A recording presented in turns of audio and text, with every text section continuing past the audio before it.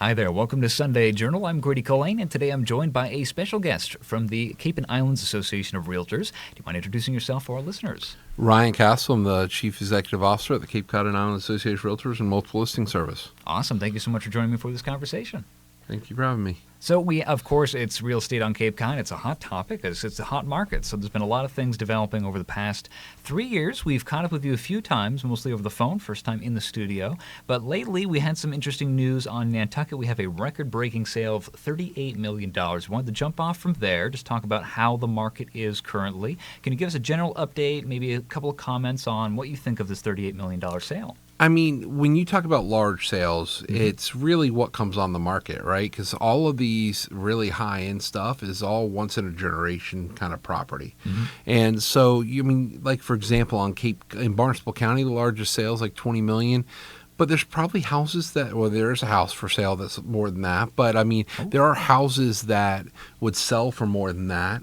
It's just they don't come up for sale necessarily, and especially on the public market. And so all of these, you have to realize that there's homes out there that you don't even know exist because they're hidden back out in the woods, behind gates, whatever. So, trying to determine, the largest sales, that's just what comes open on the free market, and be able to determine it that way. But it definitely is like you get into properties like that, they're once in a generation going to turn over. It is very interesting. So speaking of, do you mind kind of highlight, maybe you can't necessarily tell us, but where is some of the more expensive properties on the Cape? They're going to be mostly, a lot of them are in the places where you think it's down the Woods Hole area, Falmouth, in the Osterville area, in Chatham.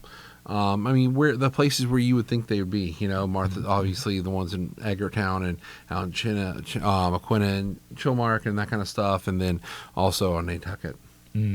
So as well, we've spoken before, and we also know that you've talked about affordable housing in the past, and we're currently now in the busy summer season where we have a bit of a workforce shortage following COVID, still feeling the echoes of that. How do you think this summer is going so far? We were talking a little bit off camera before, talking a bit about how a lot of people have to commute over the bridge and people are surprised by the real estate market. What is the general overview, you think, when it comes to that? Yeah, from what I understand, the economy is strong.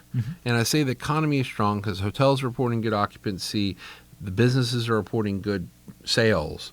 But, the general drivers, we have to get out of this mindset. And I was just talking to people the other day about this, is like the short-term rental market being the driver of the economy in the summer is not necessarily the case anymore because short-term rentals are down, but the economy's up. Well, that's because, people live here more.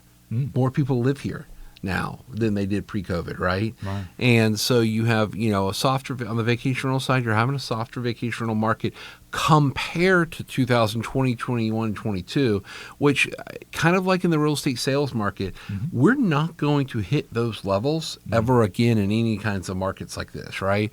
Those were outside influenced markets, economies that we're not going to reach. And now if you look at the numbers of short vacation rentals for the occupancy and the amount of visitors coming compared to 18-19 level, it's right on par. So it's a strong economy based on looking at non-pandemic fueled travel, right? Right. Especially with everything else going on in the world, the price of the conversion rate of euros. Just look at my own Facebook feed. I think, half my Facebook friends, it feels like, has been in Europe over the last 2 months, right? Yeah, I'm sure that it's been a huge time of, I imagine it throws off the data a lot. We've spoken with the Barnstable Registrar of Deeds, Jack Mead, a lot, and he mentions that these past few years have been so out there that it's not really amazing in terms of, being able to rely on. You can't really for trying to determine it. What we know is that sales are way down.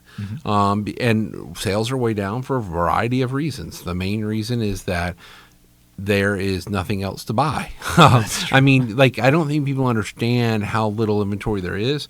Pre-pandemic, we were talking about 2,000 homes, 2,000 to 2,500 homes for sale, depending on seasonality.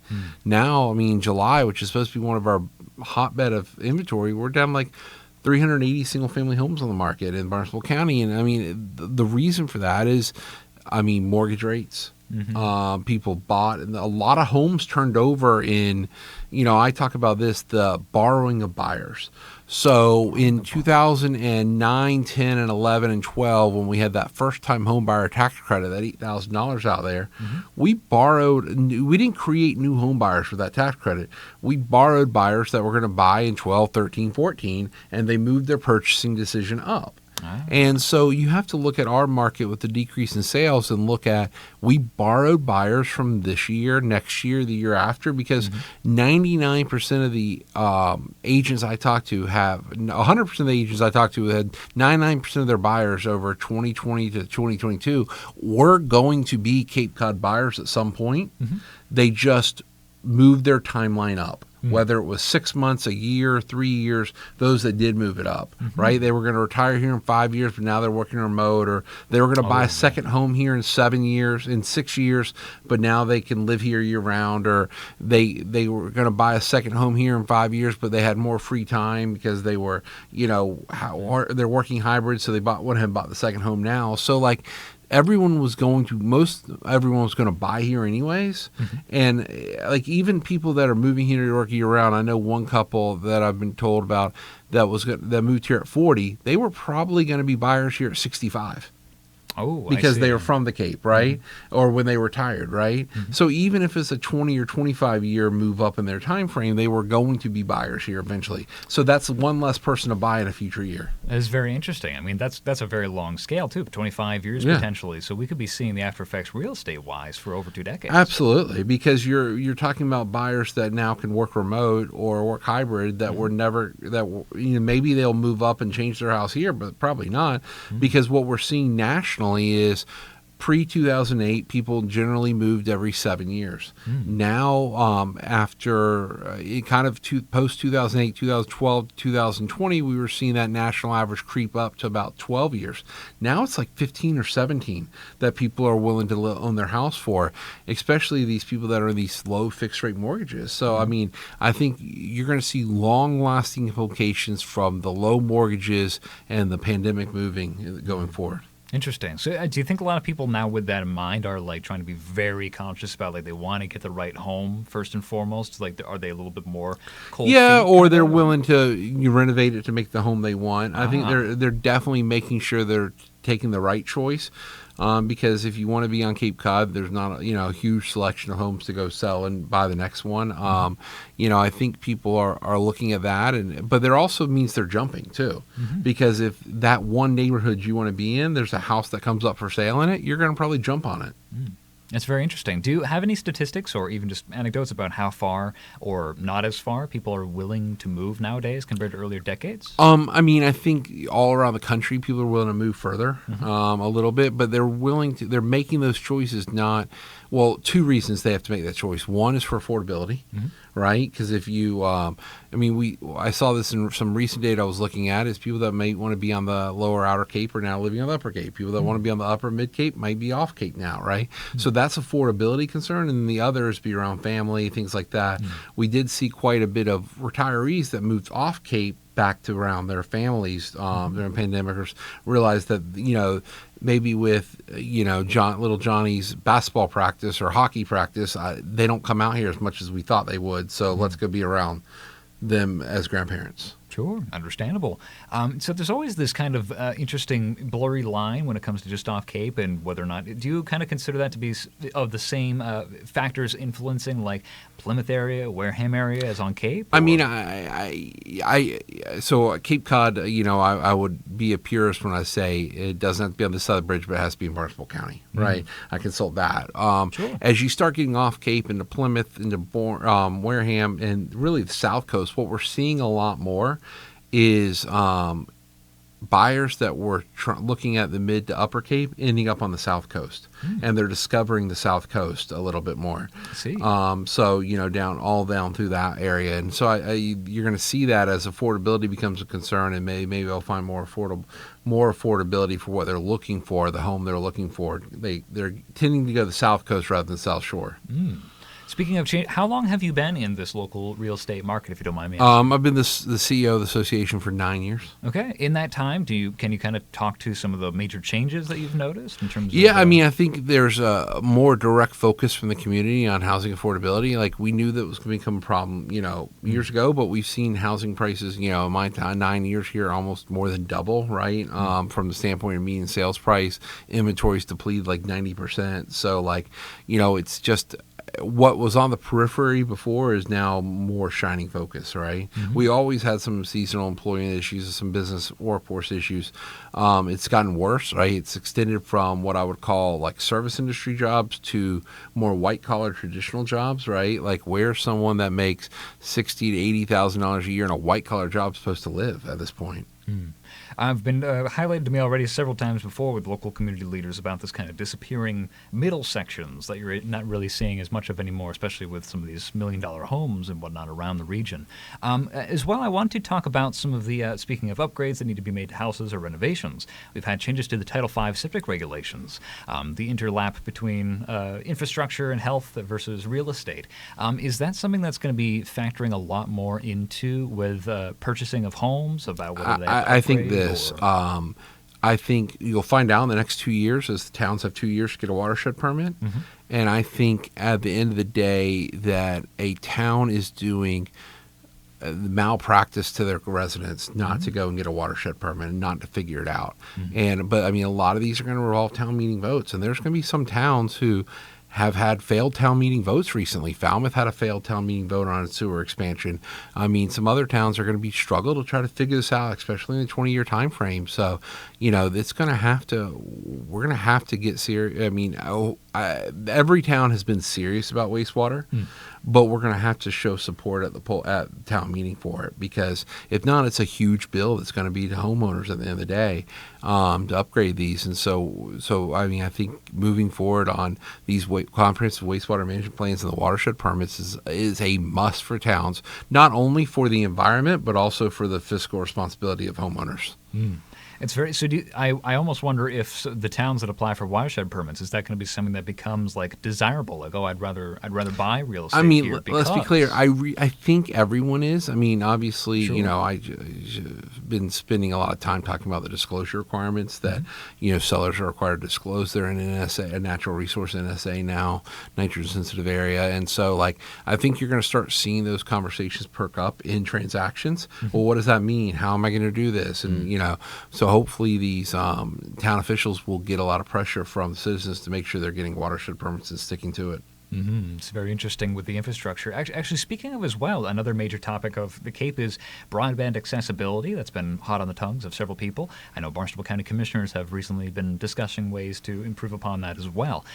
How does that factor into real estate? Are there people asking with remote work? I mean, I think people do figure that out, right? I think you are probably looking at what some of your connectivity are, especially if you're working remote, mm-hmm. right? Because if you don't have strong internet, you can't necessarily do that. But not only broadband connectivity, we need to be looking at cell service gaps, and I know, no one wants a cell tower popping up, but at the end of the day, we have to have some kind of connectivity, whether it's broadband that 5G will take, or cell service, whatever, cell service, broadband, whatever it is, we're going to have to create some of these gaps in coverage that we have everywhere.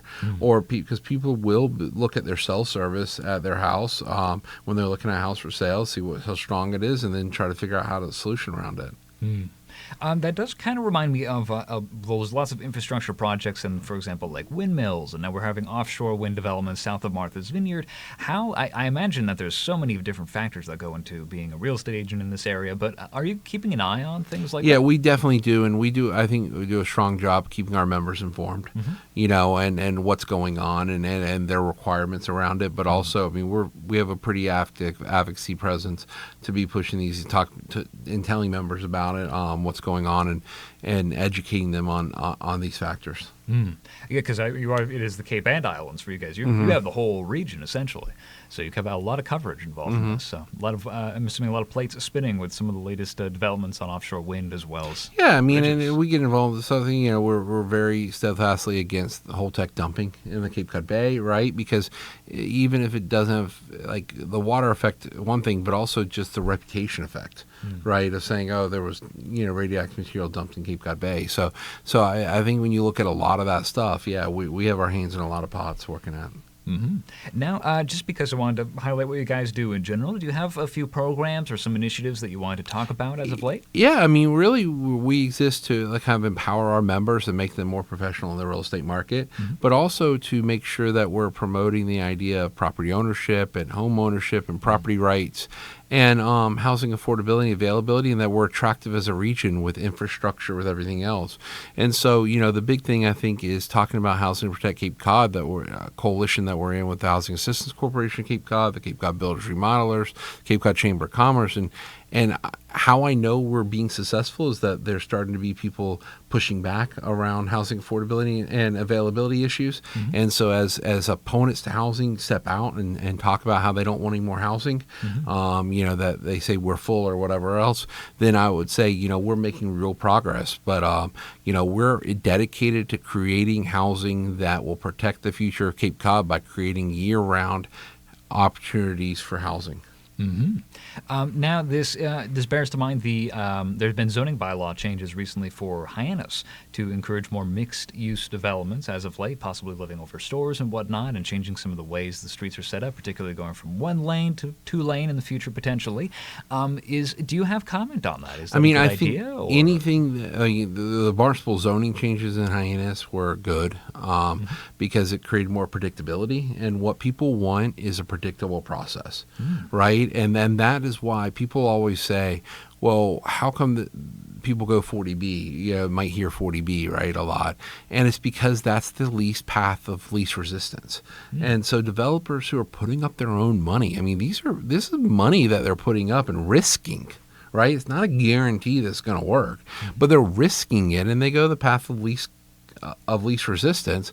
And so that's why you'll see a project that maybe start not as a 40B end up at a 40B project, such as one probably around Hyannis, because when you create resistance, they're going to go to the mechanisms and the ability they have to get the projects done.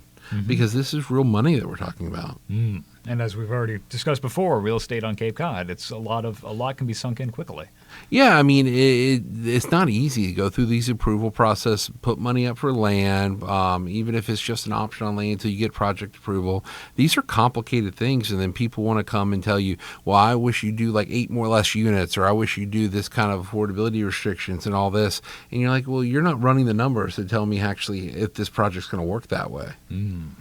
Yeah, we've also seen a lot of a push towards capital A affordable housing across the region, particularly related to trying to find some places for workforce, year-round sustainability, especially with more people living here year-round, as you've already stated. Is there ways that you guys are plugged into some of those projects? Yeah, absolutely. I mean, we obviously support any kind of housing that's created, whether it's capital A affordable or market rate attainable housing. I mean, we can't just know that capital A affordable deed restricted income levels is going to afford it, because these income levels that people, I mean, if you're making $75,000 a year, where are you finding housing right now? There's not a lot of rentals out there. There's very few ownership opportunities for that. So, and that's outside of most affordability restrictions, as a single person, if you're a single person doing that. And so, like, where are these people going to find housing too? Like, I mean, it's a more complicated issue than people like to make it. So actually, this was another thing that's been in the news as of late, which is Airbnbs, short-term rental opportunities, especially on the Cape Cod area. There's been a lot of investment from some of these companies. Do you guys have a comment when it comes to how that industry... When you say a lot of investment, what I think is, by and large, the vast majority of short-term rentals are by people that have second homes here. It's not corporate ownership. You like to wrap that into it, That's not a huge thing. Now, people might own an LLC or something like that, but that's usually a tax reason or some kind of estate reason they may own that. A lot of accounting and legal reasons for stuff like that. So you can't just go by on that. But vast majority of people that own homes they rent out as a vacation rental love the Cape. They're putting a piece of the Cape. I mean, it's hard to make a profit in 8 10 weeks. I mean, essentially, like, you might rent it out some of the shoulder season, but you're really looking at your, in 8-10 weeks. And so a lot of it is people that want to retire here, want to do something here later on, and might not, but went ahead and found the house they really wanted on the Cape, and they bought it, and they're just trying to pay the bills for it. And so as we get in those conversations, we've got to remember that, not everything that wouldn't be a short-term rental would be a long-term rental. Most of it would just be second homes that wouldn't be used, and that necessarily wouldn't be good for our economy at all. Mm-hmm. It is interesting you bring up the demand as well, about how many people actually want to be here on the shoulder season or in the off season for these particular properties. Or well, I mean, yeah, you get weddings, you get other things, not at the houses themselves, but demand around that. I mean, you look at short-term rentals and you can trace back the rise of short-term rentals on Cape Cod to the restrictions from the Cape Cod Commission, and not disparaging the restrictions, but the pushback against approving larger hotels or hotels in general in the 1990s, right? And as you made that tougher, you ended up with short-term rentals because that's a natural outcry from not enough hotel lodging to serve a region. Mm-hmm. Speaking of the Cape Cod Commission, recently they also conducted a housing survey. That is closed now, but I just wanted to ask you more about how important is data in some of these conversations, going out and reaching out to residents or people looking? Absolutely. I mean, their surveys was much more about preference, trying to figure out how you fit new housing in under preferences. But data is absolutely important, right?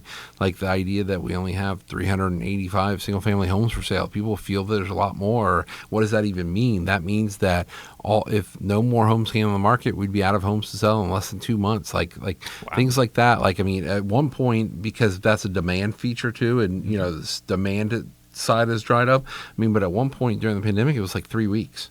Oh my! Really? Yeah, I mean, that's how fast that's how fast the inventory could have got scooped up as we decreased it, and so I mean, I think that's really important that the single family for sale market continues to get built too, because if not, we're not going to have any. The Cape Cod Commission's previous housing study showed a lot of what I call move up demand.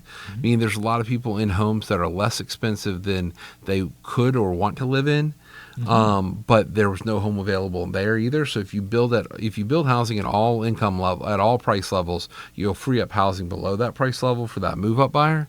And I mean, quite honestly, you see that. And I mean, part of the problem with the pandemic rising prices is that, hey, this house that used to be $400,000, there was no house being built. So now a buyer came in, instead of finding a $650,000 new construction they wanted, they're now paying $650,000 for that. What was $400,000 3 years ago. And so it's going to go to what's available. It's going to buy what's available. And so if you put more supply on the market, you're gonna be able to have more affordability for everyone. Well, thank you so much for answering all these questions. I really appreciate it. Just a couple more before we go. I just wanted to ask in general, what is some of the biggest demand when it comes to buyers right now? Is there some surprising thing that people have been asking about? Central air or I mean, I think renovated properties that don't look like they're from the 1970s or 1980s when you go inside, right? I mean, it's the HGTV effect, right? Everyone wants that kind of turnkey renovated property, and so that definitely is something you can move right into and not have to do a lot of work. That's obviously the highest demand. Very interesting. Well, thank you so much for joining me for this conversation. I really appreciate it. Is there anything else you wanted to highlight for our listeners while I still have you? No, I mean, we're the realtors that are in every town on the Cape are a vital part of this economy and community, and we're active. You can look at any organization that's giving back and see realtors involved, because we sell this community and we want this to be a viable and successful place in the future. All right. Awesome. Ryan, thank you so much for joining me for this conversation. I'm Grady Colleen in the CapeCod.com News Center, and this has been Sunday Journal.